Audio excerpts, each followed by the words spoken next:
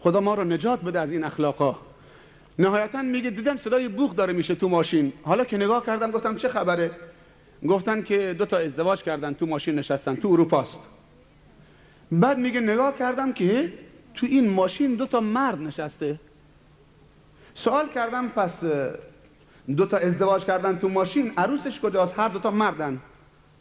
تو کشورهای پیشرفته تو انگلیس بوده این مسئله. بعد میگه بله 2 تا مرد با هم ازدواج کردن.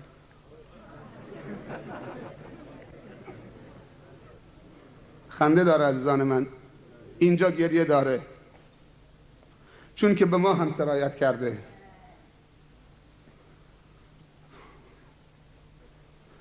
به کشورهای اسلامی هم شذوذ جنسی سرایت کرده.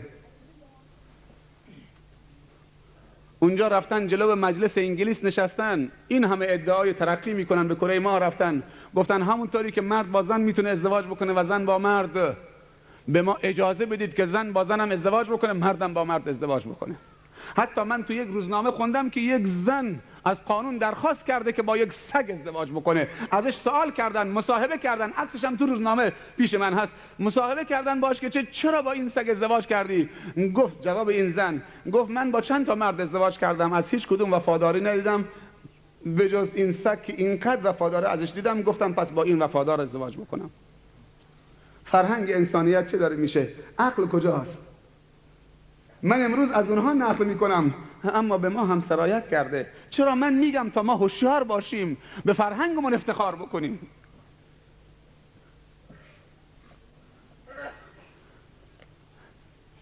اگر مهمان مردی از تو حیاتت میاد، باید سریع بدوی لباس همسرت، حتی چادرشو از روی چه جمع بکنی، لباسشو جمع بکنی، تا چه برسه که لباس داخلیش تو حیات باشه. باید پشت اون درختا در تاریکی شب لباس همسرت بندازی رو بند و خشک بکنید، تا چه برسه چمدان رو سن گذاشتن تو کوچه ها، این لباس زن من.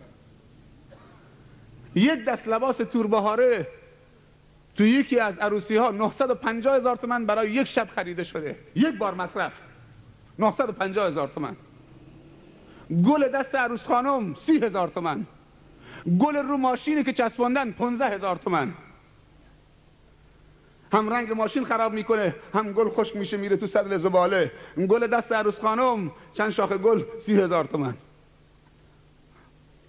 آرایشگاه 150,000 تومان، 5 ساعت میره اونجا.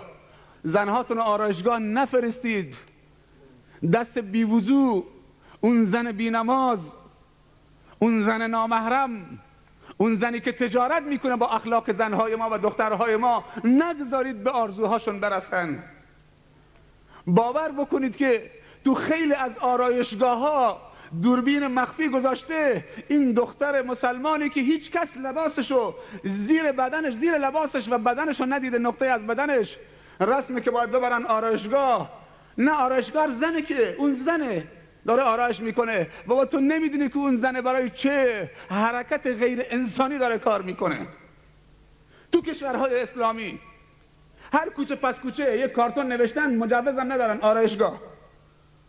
دختر مسلمان با شرم و حیا میره اونجا، لباسشو در میاره، بعد چه دوربین مخفی گذاشته، از اول آرایشش تا آخرش 2 ساعت 3 ساعت، هنوز عروسیش تمام نشده، دوباره نوارش تو دبی داره پخشه. خبرش هم نیست که کی از این فیلم برداری شده در حالت عریانی. باور بکنید افرادی مواجه شدن، فیلم همسرشون رو دیدن که داره به فروش میره 500 درهم، عکس همسرشون رو دیدن، همونجا بیهوش شدن افتادن. چطوری این عکس همسر من تو بازار داره فروش میشه 50 درهم؟ این همسر من. از تو آرایشگاه عکس گرفتن، فیلم گرفتن. خود مرد که نمیره. یک زن مسلمان، خواهرت، عمت، خالت، زن همسایت، انسان مومن بیاد آرایش بکنه تو خونه، نبرید آرایشگاه. این لباس های گرانبها رو نپوشن، همش تور خالیه، میگذارن رو مبل اونجا رو تخت، بعد چراغانی میکنن رو سرشون و همه مردم دارن نگاه میکنن، زن و مرد نشستن بالا رو مبل از اول شب تا ساعت 1 شب. باور بکنید یه جوونی در مناطق ما اینطوری صحبت کرد، گفته بود لعنت بر من، کاش که از مادر متولد نشده بودم. میگفت رفته بودن استودیو، یک فیلمبردار آورده بودن که من از این برادرای خواهش میکنم اینهایی که فیلمهای اسلامی را پر میکنن، خواهش میکنم بعد از این دوربین هاشون رو آلوده نکنن به مراسم غیر اسلامی. این دوربین ها پاک شده، تحت هیچ شرایطی دیگه با این دوربین هایی که برنامه خدایی پر کرده نرن چه برنامه های غیر خدایی و ضد اسلامی پر بکنن. بعضی از مسلمان ها هم شریک دو زن هم شریک قافله، خیلی عجیبه. بعضی از زنها تو مراسم اسلامی حجاب کامل، وقتی هم چه مراسم غیر اسلامی اونجا بی حجابی کامل رقص. بعضی از مسلمان هم همینطورن، حج هم رفتن، ملا هم هستن، همه چیز هم بلدن، ادعا هم دارن، تو نماز قیام هم شرکت میکنن، نماز تراویح هم میخونن، روزه پنجشنبه دوشنبه هم هستن، وقتی عروسی غیر اسلامی میشه اونجا هم میرقصن. خیلی عجیبه، به همه طرف میچرخه، مثل آفتاب گردونه. یه شخصیت داشته باش، مردانگی ثابت بکن، بندگی ثابت بکن نسبت به خدا. یک رنگ باش، یا اون طرف یا این طرف. این چراغ یا خاموشه یا روشنه، نمیتونه هم خاموش باشه هم روشن باشه. یا این طرف بیا یا اون طرف برو. آبروی اسلام زیر سوال نبر. از این به بعد تصمیم بگیریم که دیگه جز این مراسم دیگه تو خورچه برگزار نشه. هرچی اشتباه کردیم بسه، کاری نکنید که آخرین بار من باشه. چیز خوب ارائه بدید تا خبرهای خوش برسه، ما هم بتونیم با خیال راحت بیایم اینجا، با عشق و علاقه بیایم. واقعا مردم میخوان و میپسندن و عمل کردن. این دوست تعریف میکرد، میگو رفتن دوربین فیلمبرداری، یه فیلمبردار از یک استودیو آوردن، آمد که از مراسم عروسی یک شب 100,000 تومان میگیره. از اول تا آخر فیلمبرداری میکنه، 100,000 تومانش هیچ. آدم میره یک نفر این مراسم برگزار بکنه، آدم 200,000 تومانش هم میده.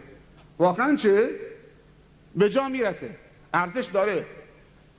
خب میگه آمد از اول مراسم فیلمبرداری کرد تا آخر. حالا ما رو بردن تو حجله.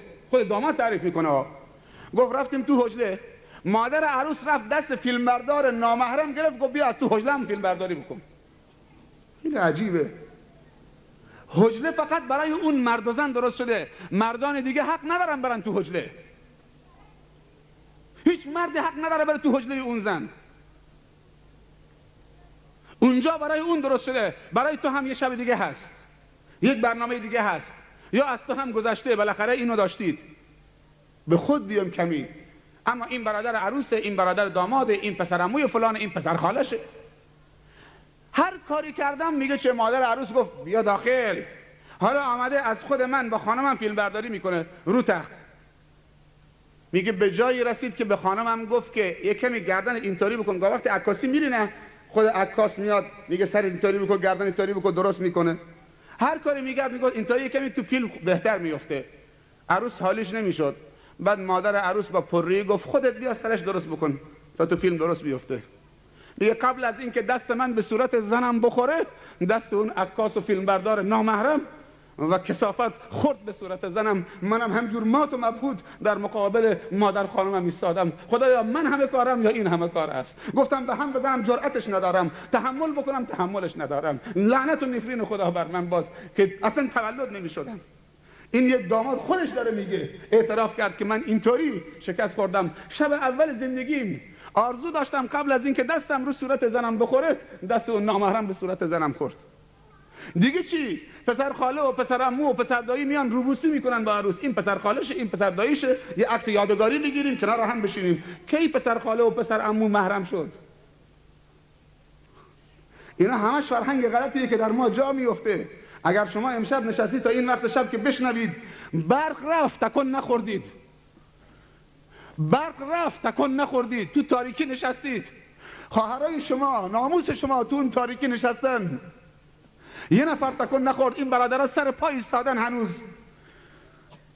من برای این صحبت ها مراسم رو به هم نزدم که اینها رو بشنوید. اگر شما خواهان شنیدن هستید و نشستی و تحمل کردید، باید مردانگیتون ثابت بکنید. از این به بعد بنده خدا با تمامی وجود در تمامی صحنه های زندگی بنده خدا. اگر به گرانی جانمون تمام بشه بنده خدا. من نیامدم اینجا کسی با کسی رو درواسی داشته باشم، نگم که فلانی ناراحت میشه، ناراحت بشه، به من چی؟ به جای تشکر مشت و لگدم بیاد، میپسندیم، اشکال نداره، مهم که حرفمون رو بزنیم. هر کسی خوشش میاد بیاد، هر کسی ناراحت هم میشه، ما وظیفه داریم که بگیم، وگرنه مردنمون بهتره. و میدونم که همه خوشتون میاد و همه رگتون حرکت میکنه. مردانگی به سیبیل نیست، فلانی سیبیلش کلفته. مردانگی به غیرت و مردانگیه و ناموس پرستیه. مسئله ناموس در اسلام خیلی مهمه. یک زن 4 تا مرد رو به جهنم میبره، یک زن. پیامبر صلی الله علیه و آله در حدیثی میفرمایند روز قیامت بر سر در بهشت 8 تا در داره، بر سردر هر دری نوشته من بر 3 نفر حرامم. خدا اون روز نیاره که من و تو بریم در بهشت، تک تک در بهشت رو بزنیم، همه جلو ما میرن، بلا فاصله تو سینمون بزنن من بر تو حرامم، تو هم بر من حرامی، جای تو جهنمه، داخل من بر تو حرامه. اون 3 نفر کیان؟ یک دائم الخمر، کسی که 24 ساعت داره خمر می نوشه، این بهشت برش حرامه. 2 کسی که به پدر و مادرش بی احترامی میکنه، کمر آدم میلرزه. حالا شاید شما دائم الخمر نیستید، الحمدلله، یا خیلی ها نیستن، خدایا شکر، یک بارم لب به شراب نزدید، دهنتون مبارکه، همش اسم خدا و یاد خدا و ذکر خدا، آلوده نشده. ولی دومی خیلی خطرناکه و همه ما لغزیدیم. کسی که به پدر و مادرش بی احترامی کرده. یکی از دوستان معلم من بوده، 20 سال پیش معلم من بوده عزیزان من، دوره راهنمایی. این تعریف میگفت آقای صالحی بهش میگن، میگه شب صدای در آمد، در خونه، ساعت 11 شبه. گفتم این وقت شب کیه؟ حالا که رفتم یه پیرمرد سرسفیدی دم در ایستاده، همجور داره گریه میکنه، تا منو دید انداخت تو آغوشم. گفتم پدرم چی شده، چرا گریه میکنی؟ گفت که پسرم تهدیدم کرده، اگر ساعت 11 12 شب آمدم خونه، تو خونه دیدمت، وای بر حوالت کتک مفصلی بهت میزنم. به پدرش گفته ها، اگر تو خونه دیدمت کتک مفصلی از دست من میخورید. حالا سر ساعت 11 میترسم برم خونه، پسرم چه شلاق آماده کرده که کتکم بزنه. مادری میرفتم پیشش، مسن 70 80 سالشه، رفتم پهلوش، تا رفتم پهلوش گریه کرد. گفتم چه کار داری مادرم، سفارش کردی؟ گفت که پسرم به من میگه کی سقط میشی، میمیری، خفه میشی، ای پیر زن تا از دست راحت بشم. مادری بوده که زن پسرش به پسرش گفته یا من تو این خونه یا مادرت. مرده هم به زنش گفته تو باشی، مادرم این پیرزن خرف، به خاطر تو، به خاطر تو بیام مادرم تو خونه نگه بدارم، مادرم بره بیرون، تو باشی. آه مادر. در مدینه شخصی مادرش رو کول کرده بود، رو کتفش آورده بود مسجد النبی نماز بخونه. بعد از نماز مادرش رو کتفش گذاشت، رفت پیش پیغمبر، همجور بیدار بود که مبادا رو شکم بخوابه، به تو فشار بیاد. گشنه میشد، تشنه میشد، نمیتونست رو به زمین بذاره، همینجور تو شکمش میچرخید. حالا آمدی یه بار کولش کردی، میگه حقش ادا کرده. وقتی به دنیا آمدی 2 سال از شیرش مکیدی، لباس کثیفت شسته بدون که در بینیش بگیره.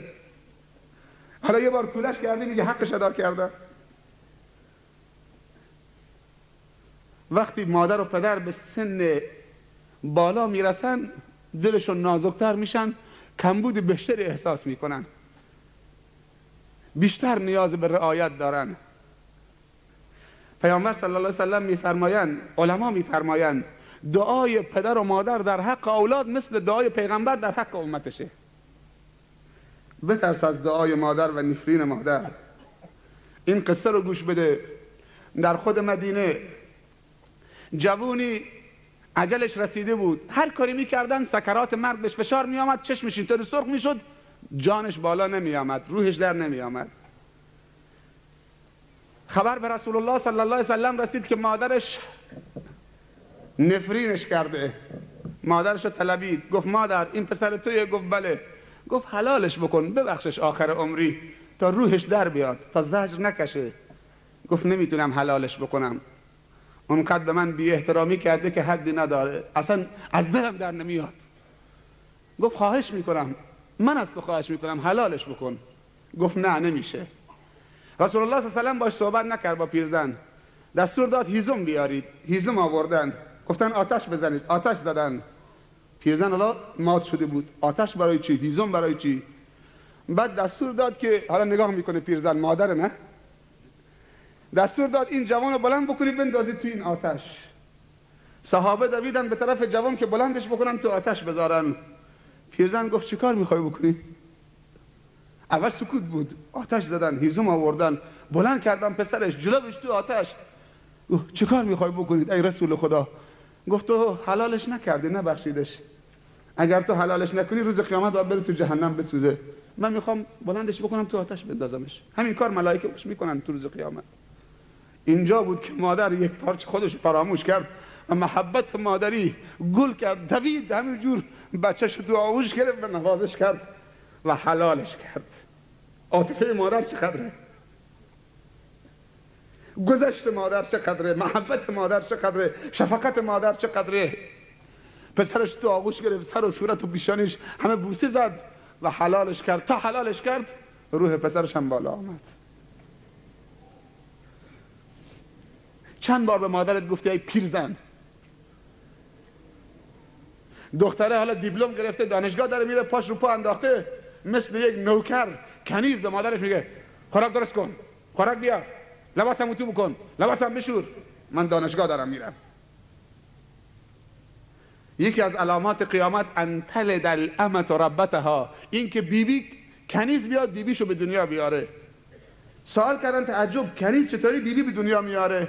گفت در آخر الزمان دختری که باید اطاعت و احترام مادرش بکنه برعکس میشه، مادر باید اطاعت دخترش بکنه. حالا شده داره میبینی پسرها همینطورن. یه جوونی آمد در مدینه شکایت باباش بکنه، گفت بابام پولم برداشته، پولم بهم نمیده، حقم خورده. رسول الله عصبانی شد، گفت انت و مالک لبیک اذهب، دیگه از این حرفا نزن، تو و مالت مال باباته. وقتی به دنیا آمدی یه ساعت هم سر مچت نبود، یه لباس هم پاد نبود، نداشتی، حالا آمدی شکایت بابات کردی که مالم خورده. تو چه کاره هستی اصلا؟ روی سردر بهشت نوشته من بر 3 نفر حرامم: 1 دائم الخمر، 2 کسی که به پدر و مادرش بی احترامی بکنه، 3 دیوس. اون دوتا فهمیدن. صحابه سوال کردن دائم الخمر میشناسیم، حقوق والدین هم میشناسیم، میدونیم چیه، دیوس چه کسیه؟ گفت دیوس کسی که نسبت به ناموسش بی تفاوته. یه روزی در آخر زمان دیاست و دیوسی و بیغیرتی به مردان امت من سرایت میکنه. اینها بدونن که بوی بهشت نمیشنون و رو سردر بهشت نوشته دیوس بر من حرامی، وارد من نمیشی. کسی که راضی بشه زنش آرایش بکنه، 7 قلم سرخ و سفید، عطر آتکلون، لباس نازک، کفشش، پاشنه کفشش 1 متر، کروب کروب تو این خیابون، بوی آتکلونش از کجا داره میاد؟ آقا هم عین خیالش نیست.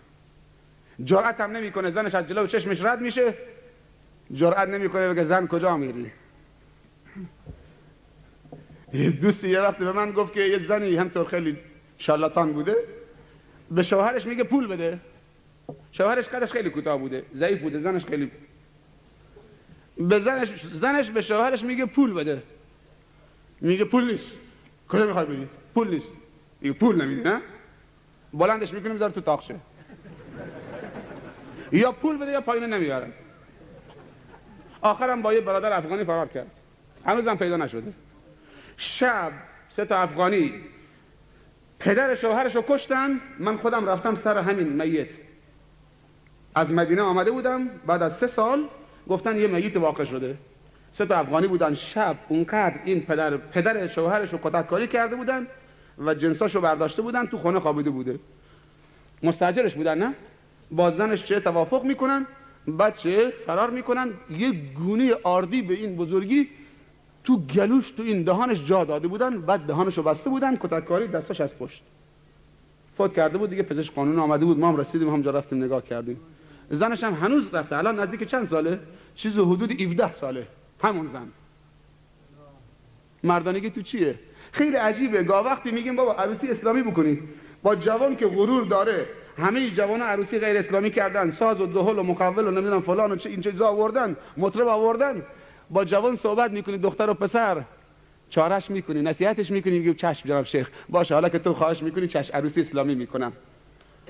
همه راضیان. یه وقت میبینه نه حالا برنامه فردا شبه، یک دفعه تلفن میاد نه برنامه به هم خورده شیخ. تو تا دیشب میگفتی برنامه درسته، قانع شدی؟ گفت نه مادر بزرگم قبول نکرده. هر کاری کردیم سرش زیر نمیاد. مادر بزرگم نذر کرده که من عروسی تو بشه من دستمال بازی بکنم، نذر گرفتم که ساز بیارن دهل بیارن من دستمال بازی بکنم. 80 سالشه. تعجب میکنی؟ نذر روزه شنیده بودید، نذر نماز، نذر نمیدونم صدقه، نذر نمیدونم، حالا نذر رقصیدن هم بشنوید. نذر رقصیدن هست. خیلی عجیبه. اونم چه کسی؟ پیرزن 80 ساله. هنوز نه تو دل داری دستمال بازی بکنی؟ این کاری ما مبتلا شدیم. نه هرچی میگیم به بابا، به مردم میگیم بابا شما مردی، میگه زور زن نمیشه. خیلی عجیبه. خیلی راحت ما چاره زنه همون نکنیم. خیلی عجیبه. چاره زنت نمی کنی؟ پس تو چه کاره هستی؟ ایداد ویدا